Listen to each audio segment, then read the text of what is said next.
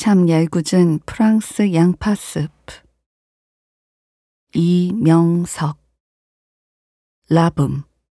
감독 클로드 피노토. 제작 연도 1980년.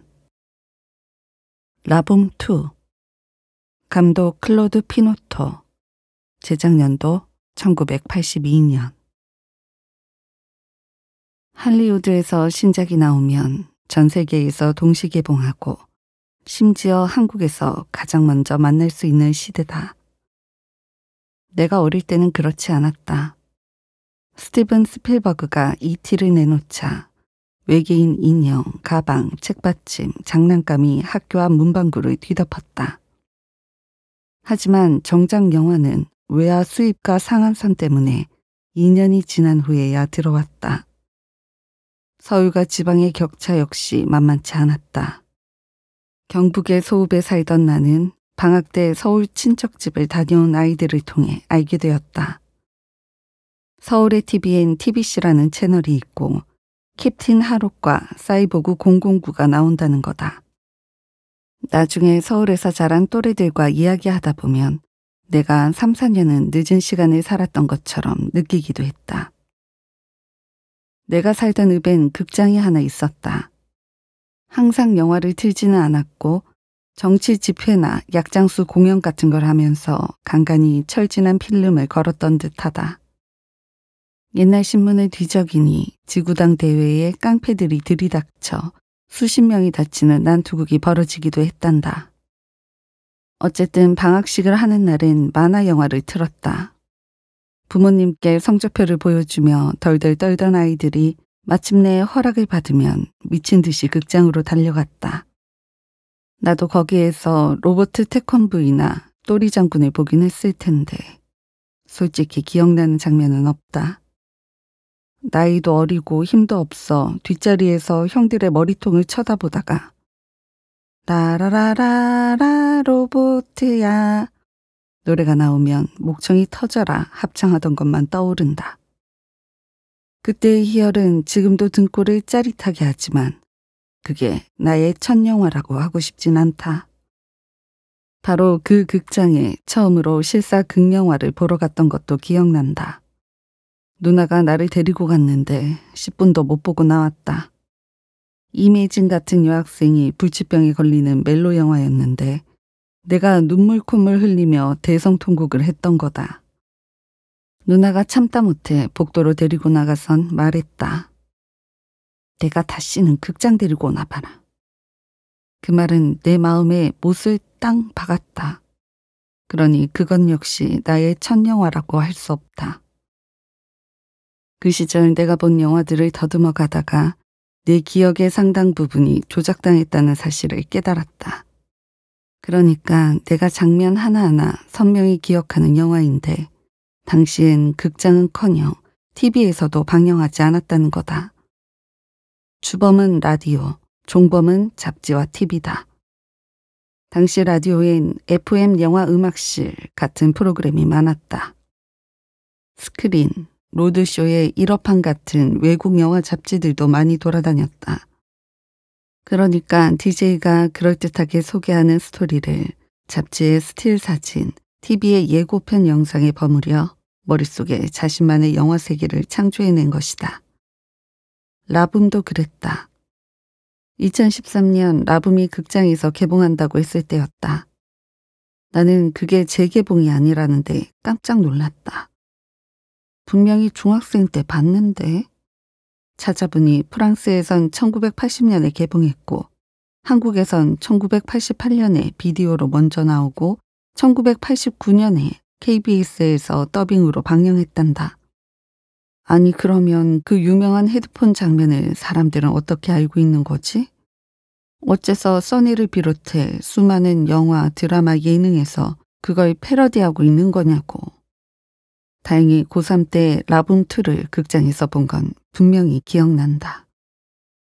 나는 학교를 한 해 일찍 들어갔고 생일도 11월이다. 당연히 학급의 앞자리에 앉아 그 주변의 순한 아이들과 친했다. 그러다 고1 때 갑자기 키가 커버렸다. 2학년부터는 JD 청소 용구함 근처에 앉아 공부하는 거리가 먼 아이들과 어울렸다. 우리는 일본 댄스곡 긴기라 긴니를 따라 부르고 들국화 지방 공연에서 기타 피크를 선물 받았다는 자랑을 듣고 다루는 악기도 없으면서 찰리 채플린처럼 작곡을 하겠다는 헛소리를 나눴다.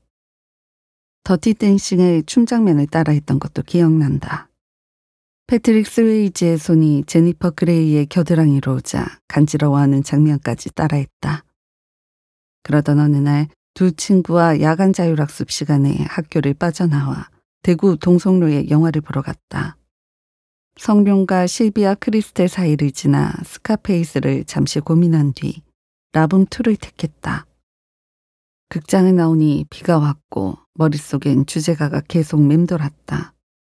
괜히 센티해진 나는 비를 맞으며 학교로 돌아갔고 두 친구는 영문도 모르고 뒤를 따랐다.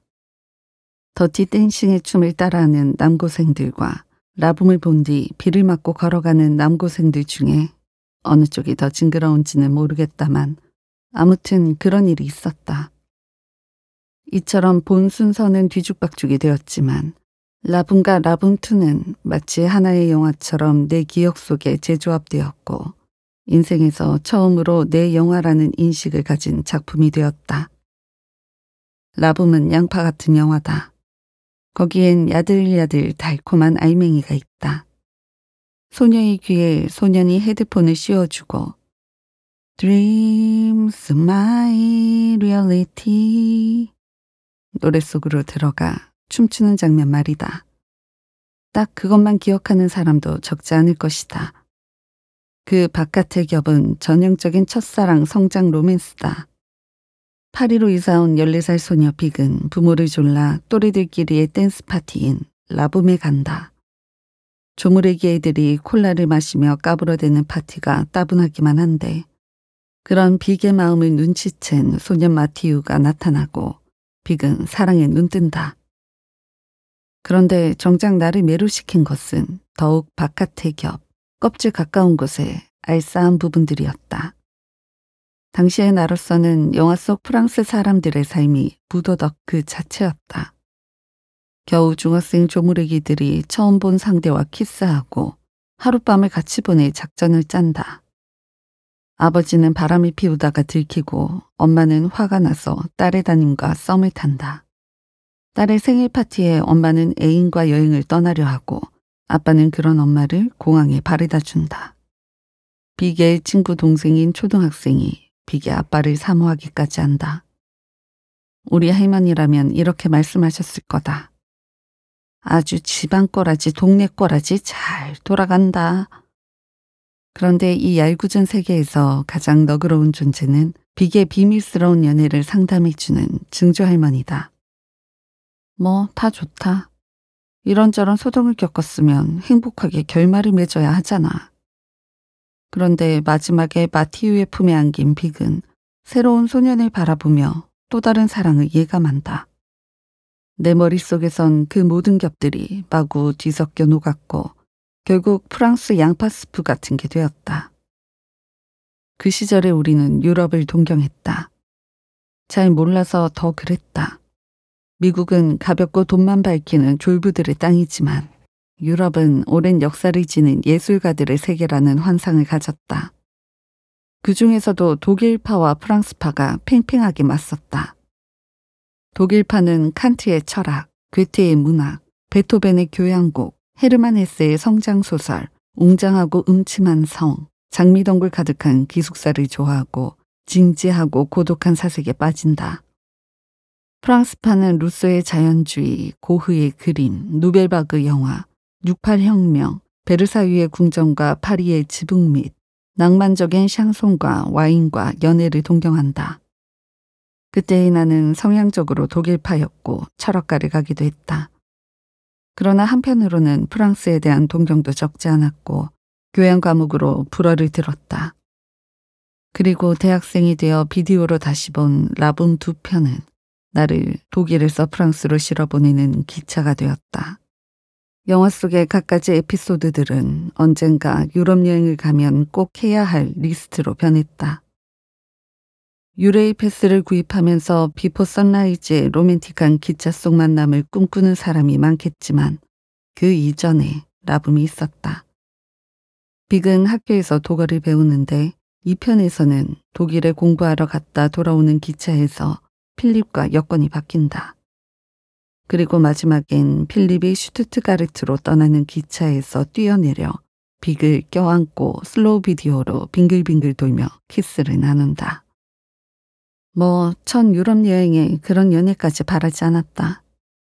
하지만 숙소는 나선 계단을 통해 올라가는 오래된 호텔이어야 했고 카페오레와 크로와상이 있는 카페테리아에서 식사를 해야 했고 밤에 욕조에서 거품 목욕하며 책을 읽어야 했다. 만화가인 빅의 어머니를 생각하며 앙굴렘 만화 페스티벌에 가고도 싶었고 아직 파리에 롤러스케이트장이 있는지 확인해 보기도 했다. 용기가 있다면 할머니를 따라간 빅처럼 롤링스톤즈 티셔츠를 입고 궁정 분위기의 실내악 연주를 들어야 했겠지만 그건 참기로 했다. 10대에 처음 라붐을 보았을 때, 20대에 유럽을 여행하며 라붐을 다시 보았을 때 그 영화는 사뭇 달라졌다. 그리고 30대 후반에 다시 라붐을 만났을 때 나는 특별한 부분에 집중하며 같은 장면을 몇 번씩 반복해서 보게 되었다. 그때 나는 스윙 댄스에 깊이 빠져 있었는데 DJ를 하면서 춤추기 좋은 여러 음악을 찾기도 하고 매력적인 파티의 콘셉트를 궁리하기도 했다. 그러다 라붐의 유명한 파티 장면을 다시 보게 되었고 어떤 음악에 귀가 쫑긋했다.